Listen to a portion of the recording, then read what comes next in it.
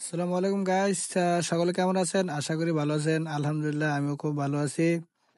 তো আজকের ব্লগটা হলো গিয়ে সেই কেলাসার বাজারে যাওয়ার সময় যে আমরা গেছিলাম।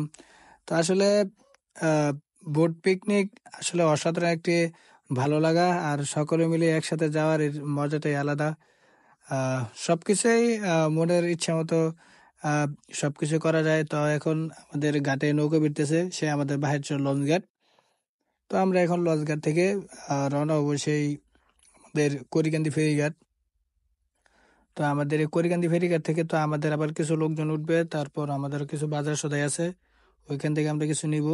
নেওয়ার পর আমরা রওনা হয়ে যাব সেই কেলাসার মাজারের উদ্দেশ্যে। তা আপনারা জানেন যে কেলাসার মাজার কিন্তু আমাদের এখান থেকে অনেক দূরে। তো আমরা ফাইনালি চলে আসলাম আমাদের ফেরিঘাট। তো এখানে আমাদের কিছু বাজার সদাই ছিল, কেনাকাটার দরকার ছিল, ওই কারণে আমরা নৌকায় বেরিয়েছি। আর আমাদের কিছু গুরুত্বপূর্ণ জিনিস ছিল এখানে, গ্যাসের চুলাতে ধরে আর অনেক কিছু ছিল। তো আমরা সব কিছু নিয়েছি। নেওয়ার পরে এখন আমরা চলে যাব সেই কেলাসের মাজারে। তা আসলে আজকের দিনটা একদম কিন্তু অন্যরকম ভালো লাগার একটি সময়। আসলে কিন্তু আপনারা জানেন যে বোট পিকনিক গেলে কিন্তু অল্প সংখ্যক মানুষ যাওয়া যায় না, অনেক মানুষ যেতে হয়। আর আপনারা জানেন আমরা প্রতিনিয়তই বোট পিকনিক করে যে আমাদের লোক অনেক লাগে, প্রায় 70, মানে নিম্নে 70+ আমাদের লোক লাগে। তো আপনারা দেখেন সবাই এনজয় করতেছে, সবাই নাচানাচি করতেছে। আসলে নৌকাতে ভ্রমণ করার মজাটাই আলাদা, একদম অন্যরকম। তো আমরা আর অল্প কিছুক্ষণের মধ্যে আমরা নৌকা ছেড়ে দেবো ফেরিঘাট থেকে আমাদের সেই কেলাসা মাজারের উদ্দেশ্যে। আর আজকের যে আনন্দমুখর পরিবেশ, সেটা একদম ভোলার মতো নয়।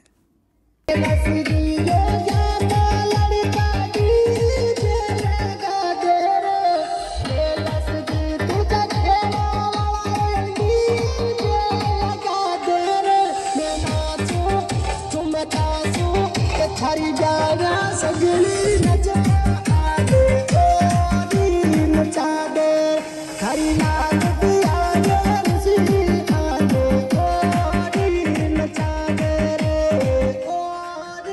नचा दे तेरी बुद्धि भाषा से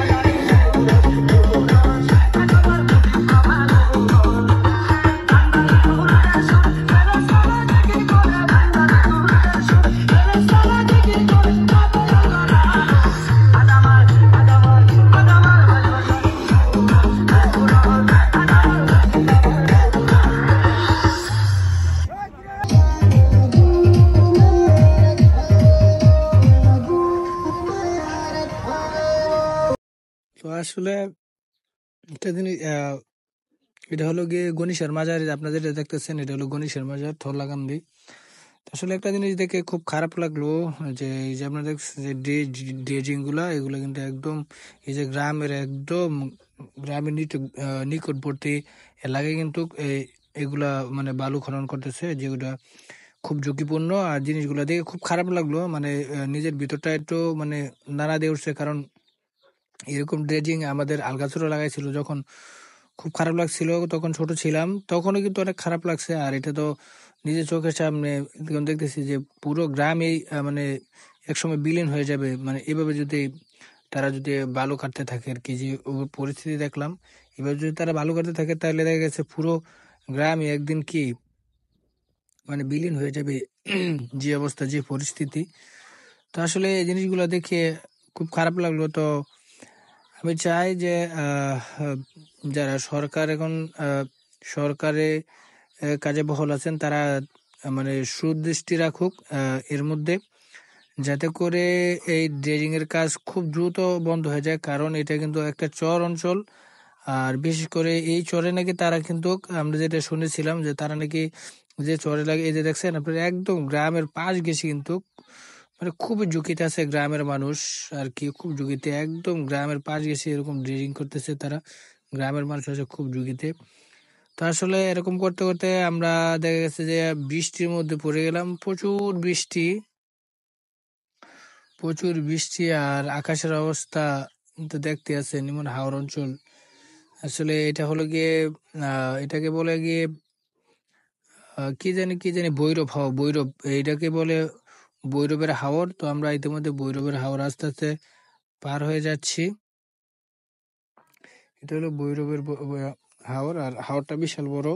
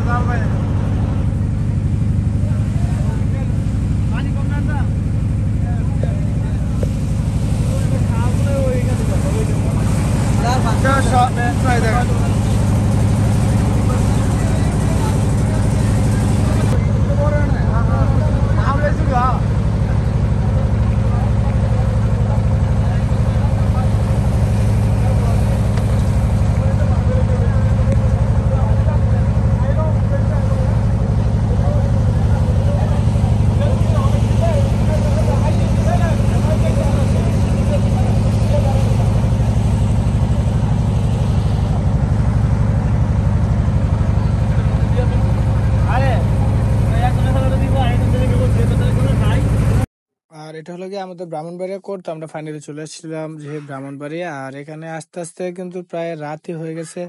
সে আমাদের ব্রাহ্মণবাড়িয়া জেলা তথা বাঞ্ছারামপুর থানা, গ্রাম বাহেরচর। তো এখান থেকে আসতে আমাদের প্রায় রাতই হয়ে গেছে। আর আমাদের ব্রাহ্মণবাড়িয়া কোর্টটা কিন্তু অনেক সুন্দর, আপনারা দেখতে পাচ্ছেন। আর এই মানে কোর্টের পাশ গেছে যে একটি নদী গেছে, তো এই নদী দিয়ে আমরা যাচ্ছি। আর নদীর প্রচুর স্রোত, মানে প্রচন্ড স্রোত নদীর। তো এই আমরা নদীর স্রোতকে উপেক্ষা না করেই কিন্তু অনেক মানে ট্রলার এখন খুব স্পিডে চালানোর চেষ্টা করতেছি, যে মানে নদীর স্রোতের সাথে কিন্তু বিপরীত সাইডে কিন্তু চলতেছে, ওই কারণে যাতায়াতের অবস্থা আমাদের খুবই বেহাল। মানে যত স্পিডে নৌকা ছাড়তেছি না কিনা কেন কিন্তু নৌকা কিন্তু আস্তে ধীরে যাচ্ছে। তো ভেবে আর অল্প কিছুক্ষণ আমরা চলে যাব এই কেল্লাসার মাজারে।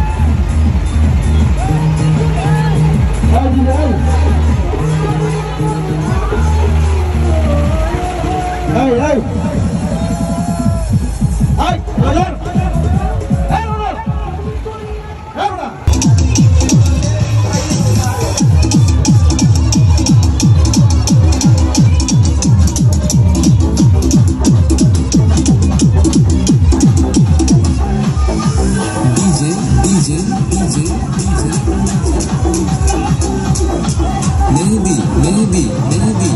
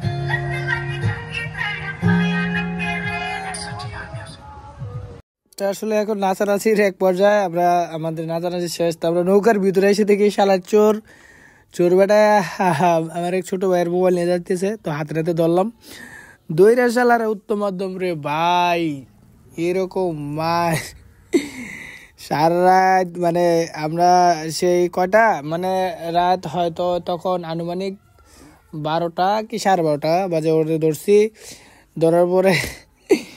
ধরার পরে ওরা বাইন দেয়া এরকম মারা মারছি যে সকাল 6টা কি 6:30টার সময় আমরা ছাড়ছি, সারা রাত ধরে মারছি ওরে। ও আসলে মায়ের চোটে মানে কাপড় চোর নষ্ট করে ফেলছে বুঝছেন, মানে একদম মায়ের চোটে কাপড় চোর নষ্ট করে ফেলছে। পরে সকালবেলা ছাইরে দিছি, মানে আসলে মায়া লাগে, মানে চেয়ারের দিকে তাকাইলে মায়া লাগে। শালারে কইলাম ভালো মতো মোবাইলে দিয়ে দিয়ে শালাই দেয় না, পরে দিলাম দুইটা উত্তম মাধ্যম। আর কি মার রে ভাই, এইটার পাও ধরে ওইটার পাও ধরে পাও ধরে কি মায়ের কি আর মিস আছে রে ভাই, মায়ের তো মিস নাই।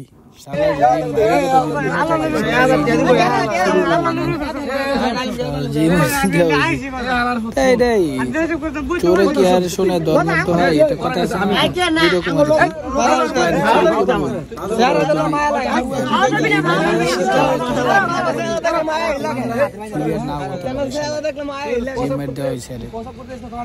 আরে শালা গাঁজা খোর, নাম্বার ওয়ান গাঁজা খোর।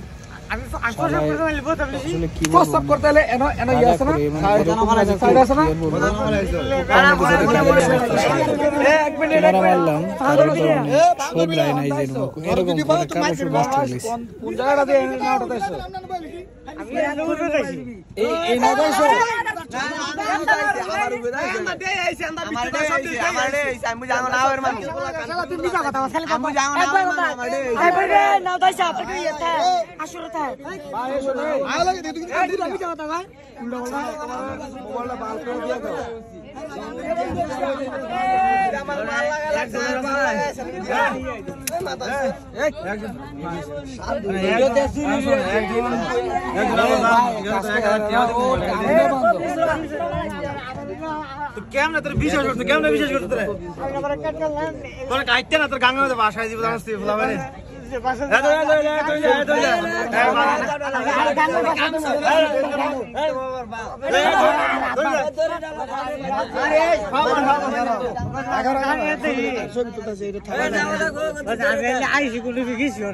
তুই আই না আইবি কে লাগিয়া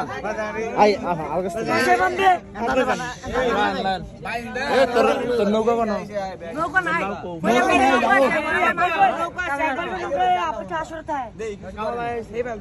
অবশেষে ফাইনালি আঙুল করতে দিয়া সোরাই হইরে খাইয়া আরে একটা দড়িয়া না স্যার ভাড়া বাঁধে দিবি। তো আমরা সারা রাত নাচানাচি শেষে তো সারা রাত এভাবে কাটছে, তো এই বছরের জন্য এটাই। তো আজকে আমরা চলে যাচ্ছি, এক রাত ছিলাম সেই কেল্লাশায়, এখন আমরা বাড়িতে রওনা হলাম, বাড়িতে চলে যাচ্ছি।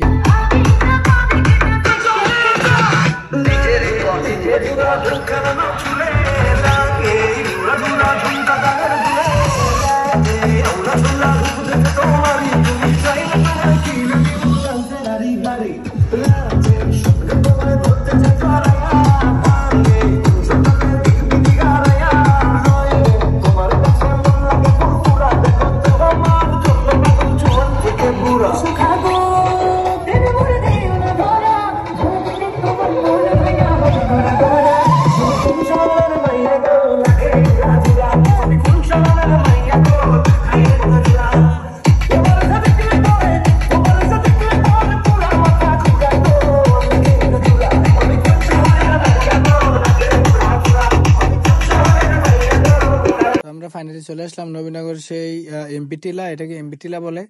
তো জায়গাটা অনেক সুন্দর।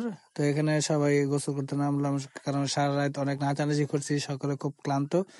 তো নাচানাচি করে এখন সবাই খুব ক্লান্ত, তাই গোসল টোসল সেরে নিচ্ছি, কারণ এই গোসলেই আমাদের একদম মানে আজকের জন্য শেষ। কারণ এখন তো সোজা বাইরে চলে যাবো, গোসল করে খানা পিনা করে আমরা সে বাইরে থেকে রওনা হবো। তো আসলে কেলাসার মাজার ঘুরে ঘুরে দেখলাম, অনেক ভালো লাগলো। তো আপনাদের কাছে আমাদের ভিডিওটা কেমন লাগছে অবশ্যই জানাবেন। তো সকলে ভালো থাকবেন, সুস্থ থাকবেন। আল্লাহ হাফেজ।